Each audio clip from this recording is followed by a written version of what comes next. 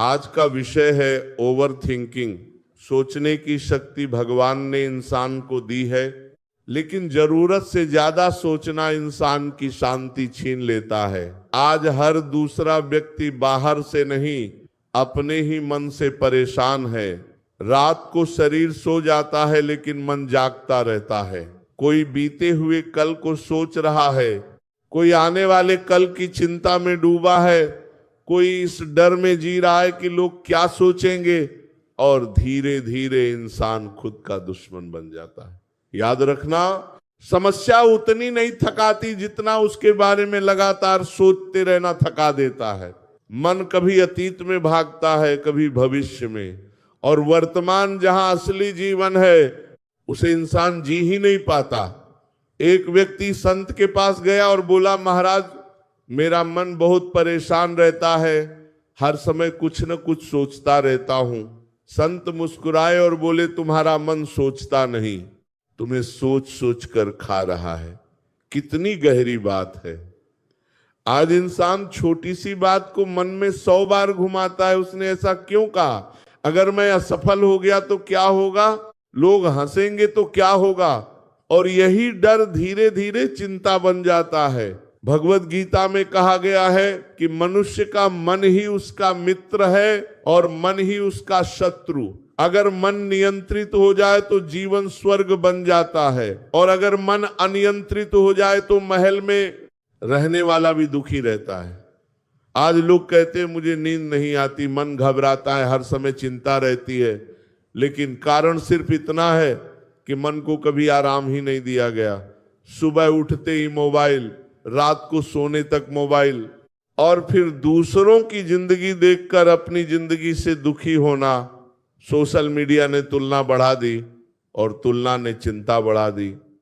किसी की नौकरी, किसी की गाड़ी, किसी की सफलता देखकर इंसान खुद को छोटा समझने लगता है। लेकिन याद रखना, हर इंसान की यात्रा अलग होती है और भगवान ने हर किसी का समय अलग लिखा है। ओवर थिंकिंग का सबसे बड़ा नुकसान यह है कि इंसान वर्तमान खो देता है। बच्चा सामने खेल रहा होता है लेकिन पिता भविष्य की चिंता में खोया रहता है।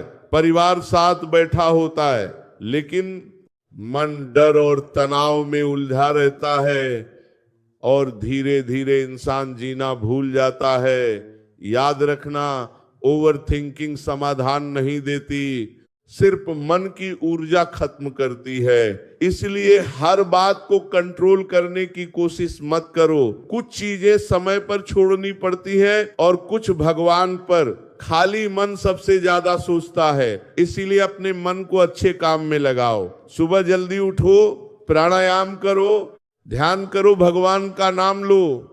जब मन भगवान में लगता है तो व्यर्थ विचार कम होने लगते हैं। कृष्ण का नाम लो, राम को याद करो, मन हल्का होने लगेगा। लोगों की बातों को दिल पर लेना बंद करो, क्योंकि लोगों का काम है कहना और हमारा काम है आगे बढ़ना। जो हर किसी को खुश करने निकलता है वह सबसे ज्यादा दुखी रहता है। जीवन में विश्वास लाओ, जो होना है वह सही समय पर होगा। पेड़ कभी चिंता नहीं करता कि फल कब आएंगे, वह सिर्फ अपनी जड़ों को मजबूत करता है। हमें भी मेहनत करनी है, प्रार्थना करनी है, और फिर परिणाम भगवान पर छोड़ देना है। कभी कभी चुप बैठो, प्रकृति के पास जाओ, खुद से मिलो, क्योंकि बाहर का शोर अंदर की शांति को खा जाता है। आज इंसान ने दुनिया की आवाज सुनना सीख लिया, लेकिन अपनी आत्मा की आवाज सुनना छोड़ दिया। और जब इंसान खुद से दूर हो जाता है तब ओवर थिंकिंग बढ़ती जाती है। याद रखना, हर डर वास्तविक नहीं होता और हर चिंता जरूरी नहीं होती। भगवान ने आज तक संभाला है तो आगे भी संभाल लेंगे।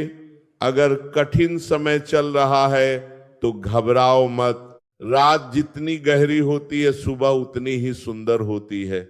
ओवर थिंकिंग छोड़ो और भगवान पर भरोसा रखना शुरू करो।